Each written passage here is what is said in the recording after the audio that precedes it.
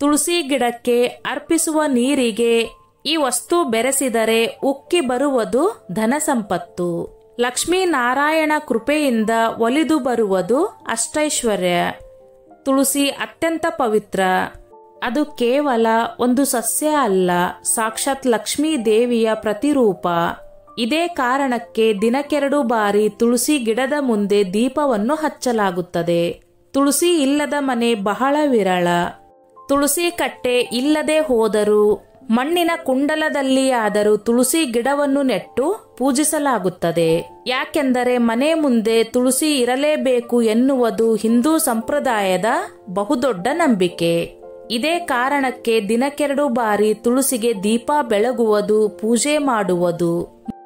ಮುಂಜಾನೆ ತುಳಸಿಗೆ ನೀರು ಅರ್ಪಿಸಿದರೆ ನಮ್ಮ ದಿನ ಮಂಗಳಕರವಾಗಿರುತ್ತದೆ.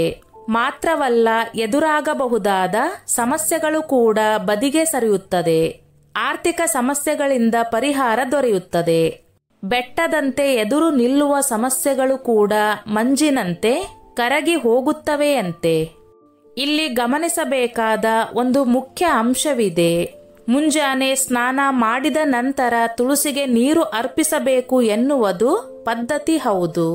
ಆದರೆ ಅದು ಬರೀ ನೀರಾಗಿರಬಾರದು. ಆ ನೀರಿಗೆ ಸ್ವಲ್ಪ ಅರಿಶಿನ, ಶ್ರೀಗಂಧ, ಕುಂಕುಮ ಬೆರೆಸಬೇಕು. ಅಲ್ಲದೆ ತುಳಸಿಗೆ ನೀರು ಅರ್ಪಿಸುವಾಗ ತಾಮ್ರದ ಲೋಟ ಅಥವಾ ಚೊಂಬನ್ನು ಮಾತ್ರ ಬಳಸಬೇಕು. ಹೀಗೆ ಮಾಡಿದರೆ ಆರ್ಥಿಕವಾಗಿ ಎಷ್ಟೇ ಸಮಸ್ಯೆಗಳಿದ್ದರೂ ಸರಾಗವಾಗಿ ಕರಗುತ್ತಾ ಹೋಗುವುದು. ತುಳಸಿಗೆ ನಿತ್ಯ ನೀರು ಅರ್ಪಿಸುವುದು, ದೀಪಧೂಪ ಬೆಳಗುವುದರಿಂದ ಲಕ್ಷ್ಮಿ ಮಾತ್ರವಲ್ಲ, ವಿಷ್ಣು ಕೂಡ ಪ್ರಸನ್ನನಾಗುತ್ತಾನೆ. ಇವರಿಬ್ಬರ ಆಶೀರ್ವಾದದಿಂದ ಮನೆ ಅಭಿವೃದ್ಧಿಯಾಗುತ್ತಲೇ ಹೋಗುವುದು. ಸ್ನೇಹಿತರೆ, ಈ ನನ್ನ ಮಾಹಿತಿ ನಿಮಗೆ ಇಷ್ಟವಾಗಿದ್ದಲ್ಲಿ ದಯವಿಟ್ಟು ಶೇರ್ ಮಾಡಿ, ಲೈಕ್ ಮಾಡಿ ಮತ್ತು ಸಬ್ಸ್ಕ್ರೈಬ್ ಮಾಡಿ.